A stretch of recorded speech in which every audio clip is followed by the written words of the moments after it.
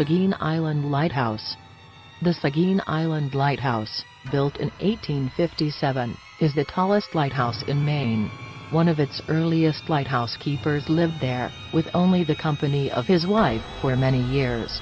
She was very lonely, and took to playing the piano at night, to break the silence, but her husband seemingly had no outlet for his own feelings of isolation and loneliness.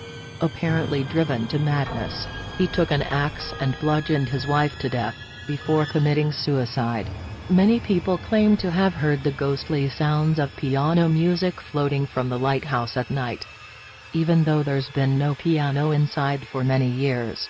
In 1985, a decision was made to decommission the lighthouse, and a warrant officer stayed the night to ensure all furniture and other items of value were packed and put onto a boat. During the night, the officer woke with a start. The bed he was sleeping in was shaking violently, and a voice screamed at him to get out of the building. The brave officer wasn't too perturbed by this experience, however, staying until the next day to pack up all the items he came for and send the boat on its way.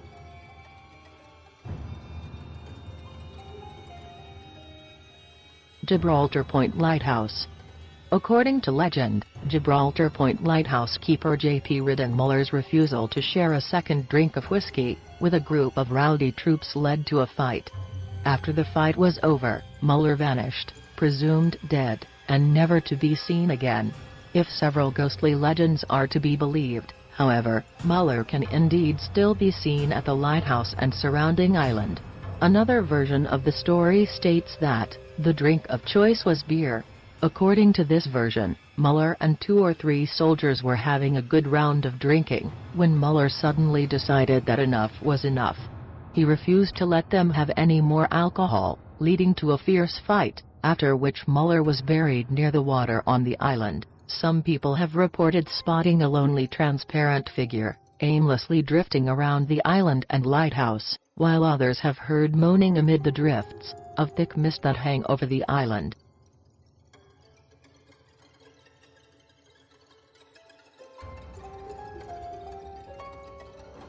Tillacre Lighthouse. In a recent BBC article, several eyewitnesses detailed their ghostly encounters at the Tillacre Lighthouse in the UK. Most of the accounts include sightings of the ghost of a lighthouse keeper pacing the walkway of the lighthouse tower, which has been out of service since the 1840s. Several also reported feeling ill after visiting the lower part of the lighthouse. One visitor describes a trip with her husband to Tillacre Beach a few years prior. There, the couple spied a lighthouse keeper wearing an old-fashioned hat and uniform at the very top of the Tillacre Lighthouse. Though she insists the lighthouse was locked up tight, making it impossible for any human figure to be inside of it, both she and her husband spotted the figure from totally different vantage points. Another visitor at the beach was taking pictures with her children on the lighthouse steps when her 6-year-old son suddenly complained that he was feeling sick. By the following day, he had a high fever and severe tonsillitis. Eerily, 4 of her 5 children soon came down with the same symptoms. Fortunately, upon their return home, all the children quickly became well again. It must have been quite a shock to the woman when she discovered that the lighthouse keeper had died of a fever.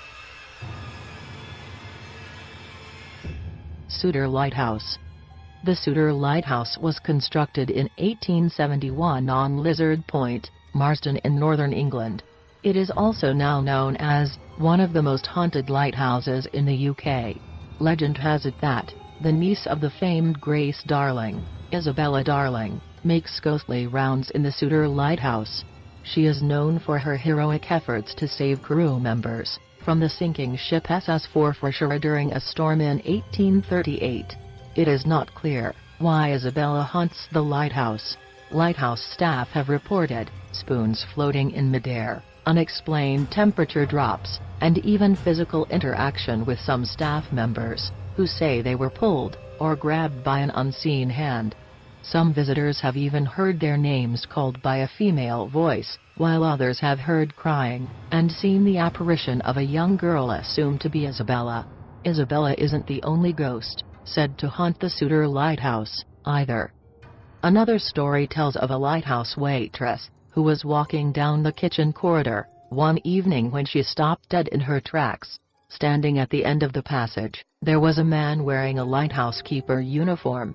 He disappeared before her eyes, leaving only the faint scent of tobacco in the air.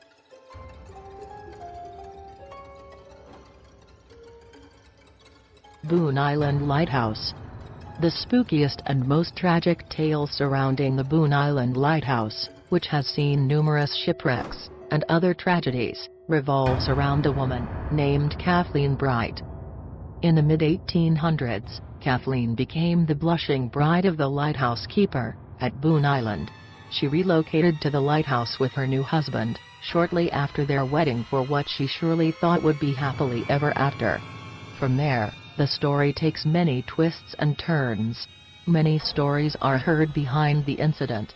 One version states that the keeper drowned after he fell from the rocks. While trying to tie up the island's boat, Kathleen pulled him from the water and dragged him all the way back to the lighthouse, where she left his lifeless body at the bottom of the staircase.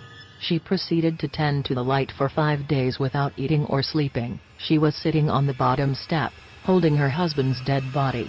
She was taken away to be cared for by the locals, but she died shortly thereafter. The spirit of Kathleen Bright has allegedly been seen by scores of local fishermen and lighthouse visitors, who have reported a white apparition of a sad young woman.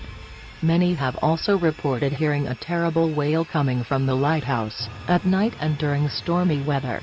A Coast Guard lighthouse keeper stated that his dog chased a mysterious invisible entity all around the small island. Another 2 lighthouse keepers were shaken up when they saw the light come on inside the lighthouse, when they were both outside and no one else was on the island.